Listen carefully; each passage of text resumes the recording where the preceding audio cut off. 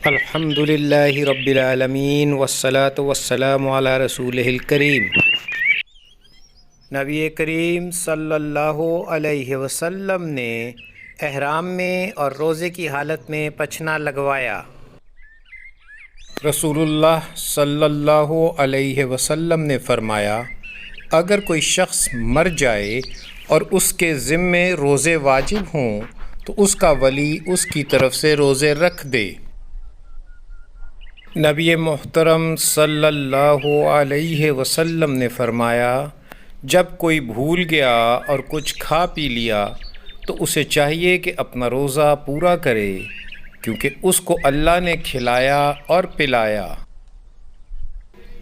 حضرت عائشہ صدیقہ رضی اللہ عنہا سے مروی ہے، رسول اللہ صلی اللہ علیہ وسلم اپنی بعض ازواج کا روزہ دار ہونے کے باوجود بوسہ لے لیا کرتے تھے، پھر آپ ہنسیں۔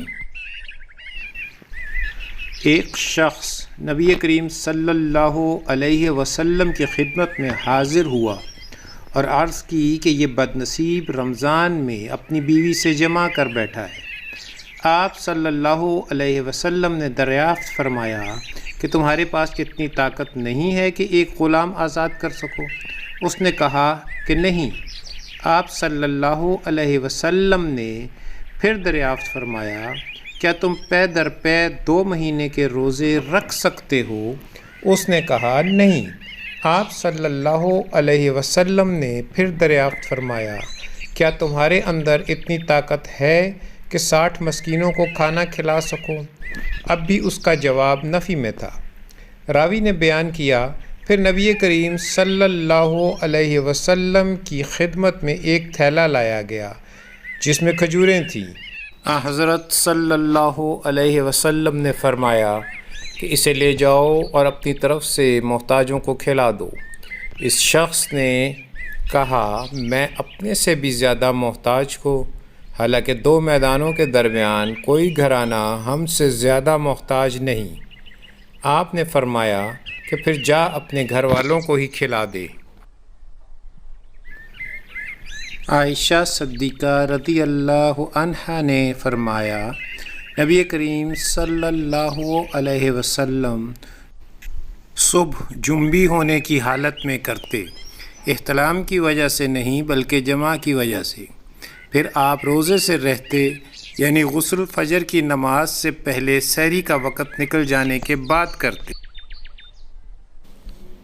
رسول اللہ صلی اللہ علیہ وسلم نفل روزہ رکھنے لگتے تو ہم کہتے کہ اب آپ صلی اللہ علیہ وسلم روزہ رکھنا چھوڑیں گے ہی نہیں، اور جب روزہ چھوڑ دیتے تو ہم کہتے کہ اب آپ روزہ رکھیں گے ہی نہیں۔ میں نے رمضان کو چھوڑ کر رسول اللہ صلی اللہ علیہ وسلم کو کبھی پورے مہینے کا نفلی روزہ رکھتے نہیں دیکھا، اور جتنے روزے آپ شعبان میں رکھتے تھے میں نے کسی مہینے میں اس سے زیادہ روزے رکھتے آپ کو نہیں دیکھا۔ عید کے دن عمر بن خطاب رضی اللہ تعالی عنہ کی خدمت میں حاضر تھا۔ آپ رضی اللہ عنہ نے فرمایا، یہ 2 دن ایسے ہیں جن کے روزوں کی حضرت صلی اللہ علیہ وسلم نے ممانعت فرمائی۔ رمضان کے روزوں کے بعد افطار کا دن یعنی عید الفطر، اور دوسرا وہ دن جس میں تم اپنی قربانی کا گوشت کھاتے ہو یعنی عید الاضحیٰ کا دن۔ ویڈیو کو لائک اور چینل کو سبسکرائب کیجیے۔